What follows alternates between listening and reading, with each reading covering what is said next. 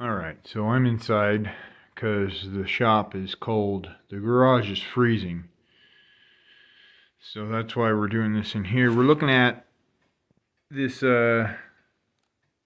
this parts bin LCG build here, and I got some brass chinguses on the ends of these axles, and half of that portal box, the business end of that portal box anyway, is brass. And what I've done here is I've got this, it's hard to see, but it's the Injora brand SOA servo on axle mount for these TRX4 axles. And not a lot of people out there. I got some bits of aluminum shavings because I just had to drill a couple holes in this chassis to get some stuff mounted. But not a lot of people reviewing this servo on axle mount. Let me turn this thing off here. Turn off the GT5, but you can see this.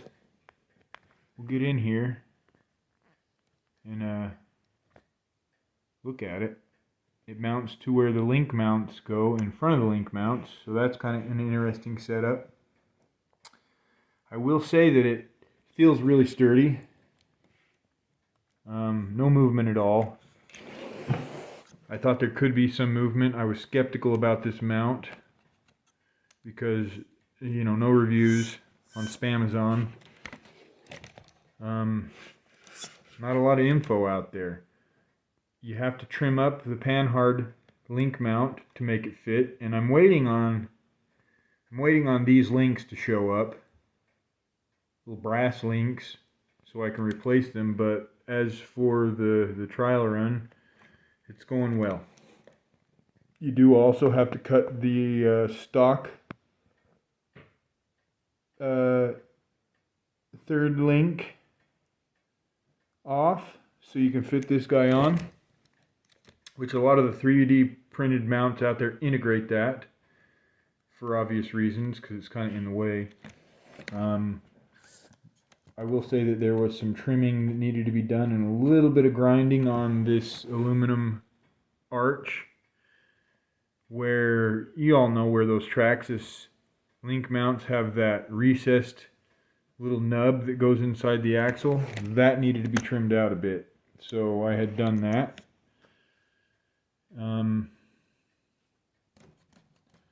The reason I went with the servo on axle is because I couldn't get the steering geometry right from this donor chassis to these axles. These TRX4 axles are kind of unique in the way that stock panhard bar is quite short, and you kind of need to have a little bit of length, and in addition to the length, you got to have parallel action between the chassis mounted servo steering link and that panhard. So that was a dang near impossibility here, getting that geometry correct. And then what you would expect, I'm sure you're all familiar, that TRX4 had, when you had full droop, that chassis would walk that way because your panhard is dropping, which is changing that geometry, and it's either pulling the axle over a little bit or pulling, you know, the chassis. But you had a lot of lateral chassis or axle movement under that suspension cycle. So that's sort of what I've done here in deleting that. I'm going with the servo on axle, so there's plenty of room here to get the twist on. It twists quite well, and there's all sorts of clearance. So that's pretty cool. I'm going to do a little bit of a running video here out in the snow, just for fun to kind of see how it runs. So let's check that out.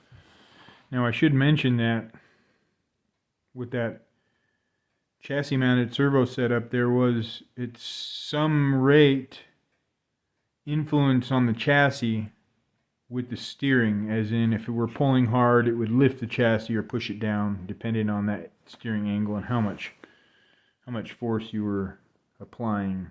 So That's kind of why I opted for this axle mounted setup. So we're going to run out and test it right now. I should say that there is still a fair amount of snow here on the ground. It wouldn't be that noticeable right in this area, but in other areas there's still a good six inches or so.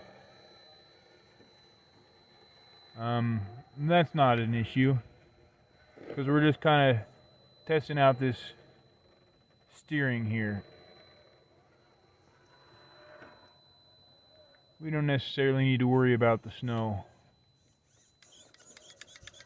Now this servo is a 40 kilogram servo, but it's not fast. It's extra slow, which is a little bit disappointing, but we'll manage. We always manage.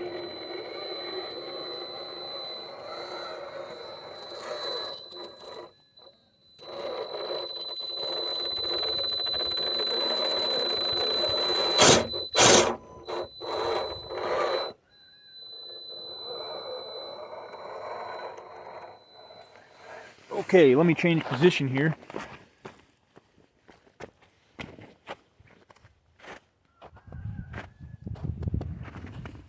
This is pretty good.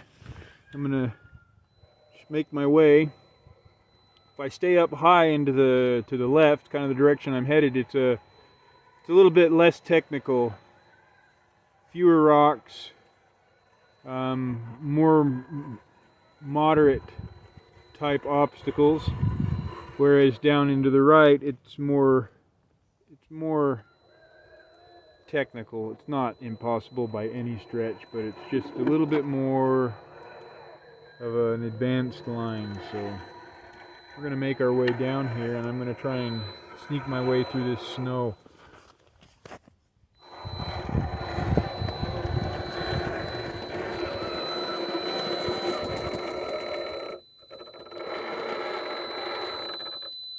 Okay, I'm about ready to teeter a little on that iceberg.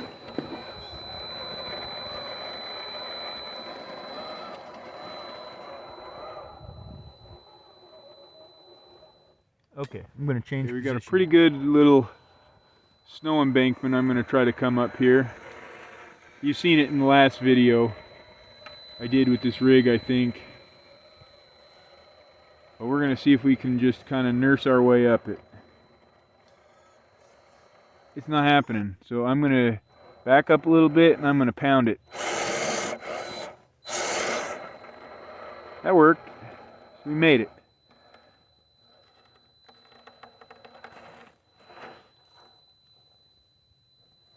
It's quite deep here, this snow. Scale deep. Oh boy. We're going to come off this thing in an interesting fashion here.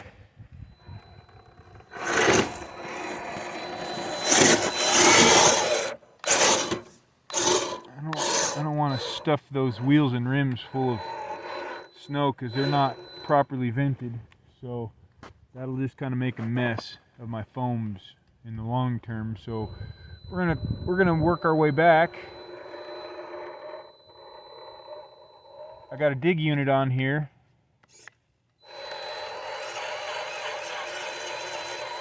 That I don't really need to use at this point. I'm just demonstrating.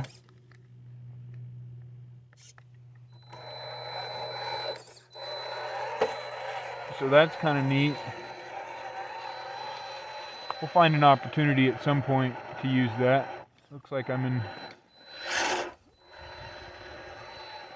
a little bit of a mess with that snow. I'm going to climb up here now. Oh, if I don't slip and fall first. And we're going to take one of the more, I mean, it's not difficult yet, but one of the more difficult lines right here. It's not difficult, it just has a tendency to drop you in a funny way. Oh, and that was perfectly perfect.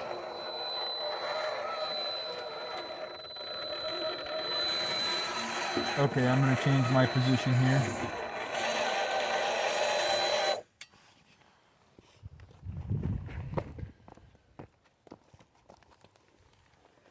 So far so good with this servo on axle setup. I'm going to go high here and then cut back.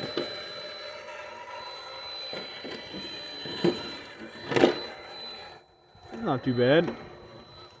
A little bit of body rub.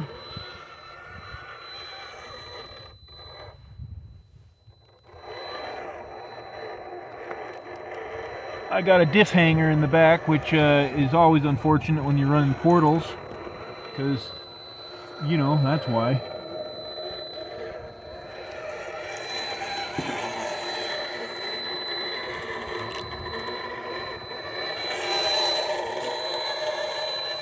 Ah, man. That was great. It was really great.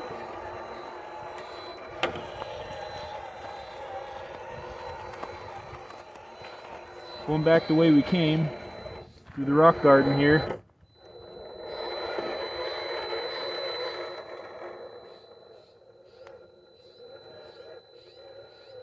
We're going to belly out on this obstacle pretty good. But we're going to pull right through it.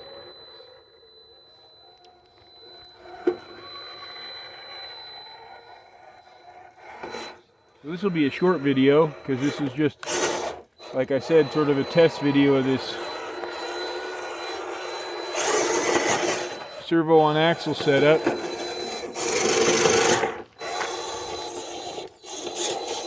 Let's see what happens here when I get into this rock. Let's do a couple demonstrations. I'm just going to kind of put some pressure on there. It's going to work much better than that chassis mounted setup. There's too much chassis influence with that servo setup. So I'm going to probably, even though there's, you know, that scale dynamic doesn't exist, I'm still probably going to enjoy the driving function a little bit better. So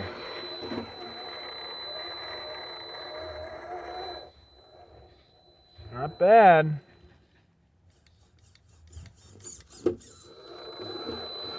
I had to, because I had to do some work to get that chassis mounted servo to mount up and run on this chassis. So in removing it and going with the servo on axle, I had to recreate my battery tray, which I just made it out of some sheet. I think it's just tin. You know, I harvested it from somewhere and kind of kept it for some sort of sheet metal purposes, scale sheet metal, you know, and that's what happened. Oof.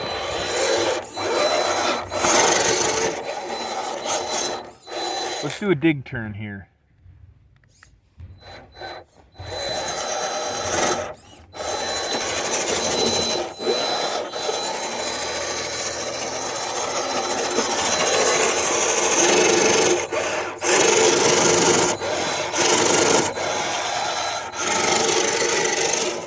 That's neat.